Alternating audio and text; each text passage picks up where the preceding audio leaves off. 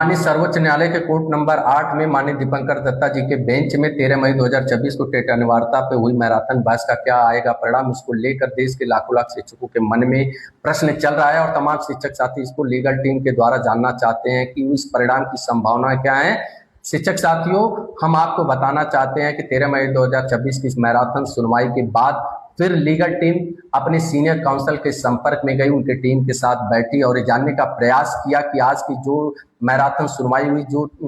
माननीय न्यायालय की तमाम तल्ख टिप्पणियां थी जिससे हमारे तमाम शिक्षक साथी आहत हैं और वो निगेटिव सोच रहे हैं, ऐसे में हम परिणाम को किस रूप में देख सकते हैं। तो हमारे दोनों ही सीनियर काउंसिल एवं उनकी टीम के द्वारा ये बताया गया है कि ये रिव्यू की सुनवाई थी, ये पुनर्विचार याचिका की सुनवाई थी, यानी कोई परिणाम आ चुका है माननीय न्यायालय द्वारा, माननीय न्यायाधीश द्वारा।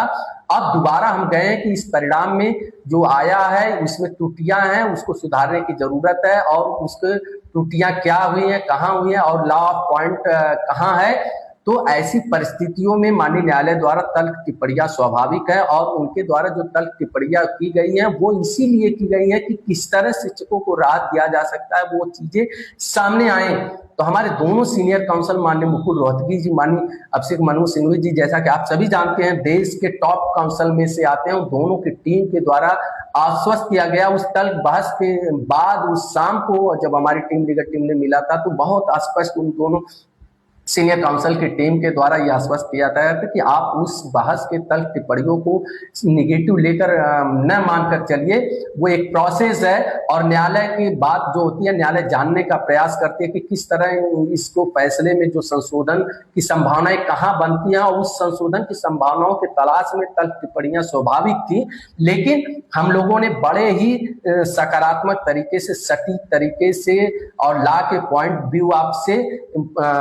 पॉइंट को रखा गया है और उसको माननीय कोर्ट ने मेंशन किया है, माननीय न्यायाधीश जी ने मेंशन किया है। जो भी बातें हम लोगों ने कहा है, हमारे दोनों सीनियर काउंसिल ने कहा है, माननीय न्यायाधीश ने उसको मेंशन किया है, तो स्वाभाविक है कि वो परिणाम में दिखेगा। इसलिए हमारे दोनों सीनियर काउंसिल की टीम के द्वारा हमें जो संदेश दिया गया है कि जो परिणाम आएगा उसमें शिक्षकों के लिए राहत जरूर होगा। अब ये स्वाभाविक है कि वो राहत किस मात्रा में होता है, कहां तक मिलता है राहत, ये जब तक परिणाम नहीं आ जाता है तब तक उसके हम लोग टीका टिप्पणी नहीं कर सकते। लेकिन आप शिक्षक साथी आश्वस्त रहिए, आप लोग निगेटिव मत होइए, आपके पक्ष में परिणाम राहत लेकर जरूर आएगा। उसी लिए उस कोर्ट में उस दिन तमाम तरह की तल्ख टिप्पणियां हो रही थी कि किस तरह आपने पुराने फैसले में, कोर्ट के पुराने आदेश में कहां संशोधन की संभावनाएं बन रहे हैं, किस प्रकार शिक्षकों को राहत देने के रास्ते बन रहे हैं और उसको सिद्ध करने के लिए आपके दोनों सीनियर काउंसिल देश के माननीय अभिषेक मनु सिंघवी जी और माननीय मुकुल रोहतगी जी ने बड़े ही जोरदार तरीके से बातों को रखा है। तो ये स्पष्ट